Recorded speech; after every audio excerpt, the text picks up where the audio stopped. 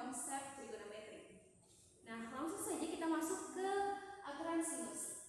Jadi aturan sinus ini dia dapat menjelaskan hubungan nilai sinus sudut dalam segitiga dengan panjang sisi di depannya, yang mana dia punya bentuknya itu dalam bentuk sembarangan.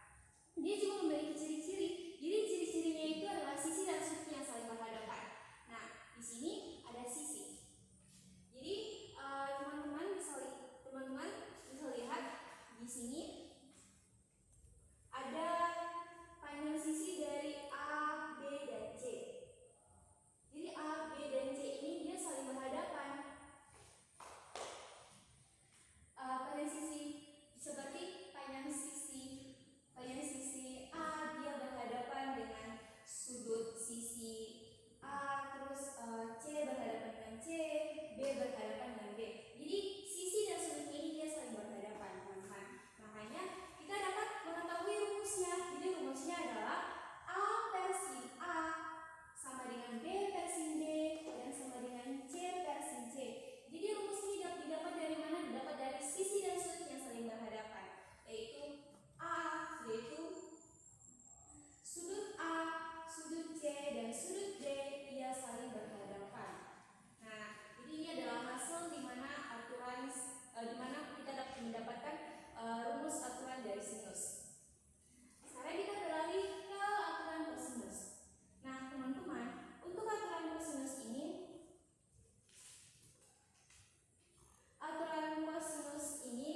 dia digunakan untuk menentukan panjang sisi depan, yang mana suatu sudut itu dengan menggunakan hubungan dua panjang sisi pengapit atau apit sudut, yang mana sudut tersebut itu dan nilai dari kosinusnya. Jadi di sini kita lihat dari ciri-cirinya. Nah, ciri-cirinya yang pertama itu adalah si susi. Jadi itu singkatnya ya, si susi atau sudut apit. Si susi, si sama dengan sisi, sudut sisi. Jadi bisa disingkat saja si susi. Terus yang kedua itu sisi atau sisi, yang mana semua sisi itu diketahui. Nah, yang pertama kita lihat dari yang pertama, yang mana dua sisi dari suatu sudut apit atau kedua sisi dari segitiga ini. Kita lihat teman-teman, bagaimana sih cara untuk mendapatkan rumus ini dari A kuadrat sama dengan B kuadrat tambah C kuadrat kurang 2 kali B kali C cos alpha. Jadi untuk mendapatkan dari aturan kosinus ini kita akan melihat dari sisinya. Nah, di sisinya, untuk sisinya itu kita lihat dari B alpha C di sini.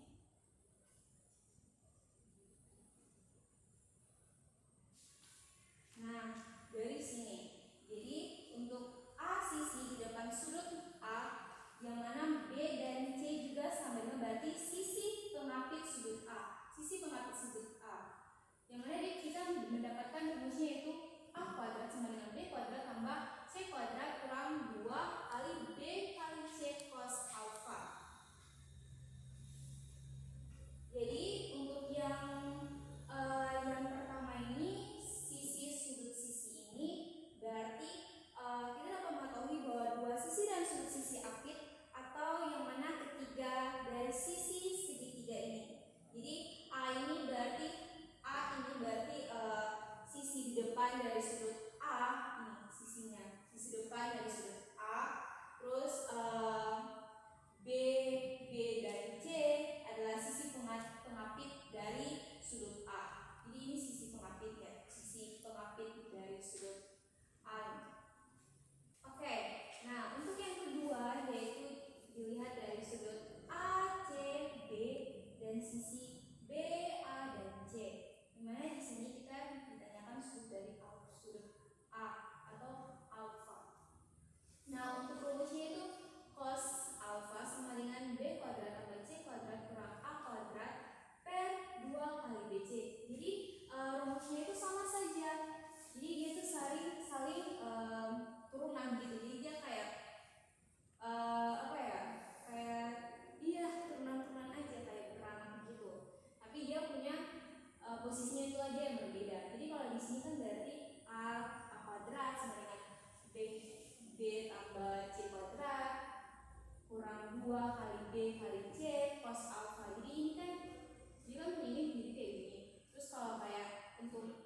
alfa sama dengan, jadi dia dibalikan juga. Jadi cos alfa sama dengan b kuadrat tambah c kuadrat kurang a kuadrat kurang per 2 kali b kali c. Jadi untuk keduanya ini sama saja atau mereka tuh saling turunan. Ini turunan sama saja. Nah, ketika kita sudah selesai dari aturan sinus dan aturan kosinus, kita akan beralih ke rumus luas segitiga. Nah, untuk rumus luas segitiga, ini kita lihat dari ciri-cirinya. Ciri-cirinya itu kan si atau sudut api. Berarti sama saja dengan ini. Si atau sisi sudut sisi. Oke, sisi sudut sisi. Nah, di sini telah tergambar segitiga yang mana di sini ada A sama seperti yang di sebelah sini juga. A, sudut A, B, C, sisi, tapi sisinya itu cuma ada B, C. Nah, untuk itu kita akan mencari kenapa sampai dia punya rumusnya itu L sama dengan 1/2 BC sin alfa. Jadi untuk L kan berarti kan luas segitiga. Nah, luas segitiga dan B dan C ini itu berarti kan panjang sisi dari segitiga ini. Untuk sin A ini adalah sinus sudut api. Karena kan di sini dia punya ciri-cirinya apa? Sisi sudut sisi. Jadi untuk sudut apinya berarti sinus A di bagian sudut A. Nih.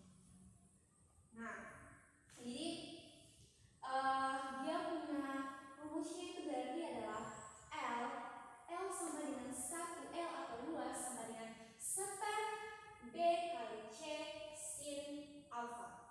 Kenapa bisa mendapatkan luas per 1/2 kali alas kali tinggi? Karena kita dapat dari sini. Jadi ini adalah siku-siku dari segitiga. Inilah segitiga siku-siku.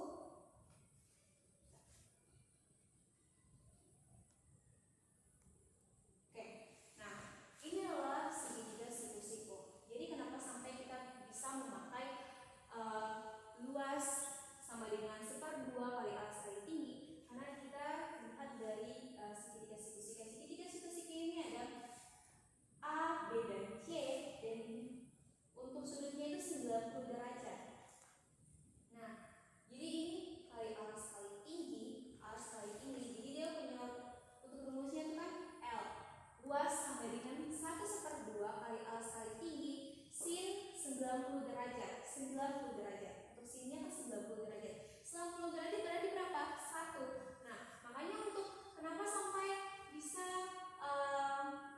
rumusnya itu dapat L sama dengan 1/2 B kali C sin alfa atau luas sama dengan 1/2 alas kali tinggi sin alfa, karena masalahnya itu didapat dari 90 derajat. Oke, jadi ini adalah rumus cara membuktikan rumus luas segitiga. Nah, oke teman-teman. Jadi ketika kita sudah tahu dari aturan sinus, aturan kosinus, rumus luas segitiga, kita dapat kesimpulan bahwa untuk aturan sinus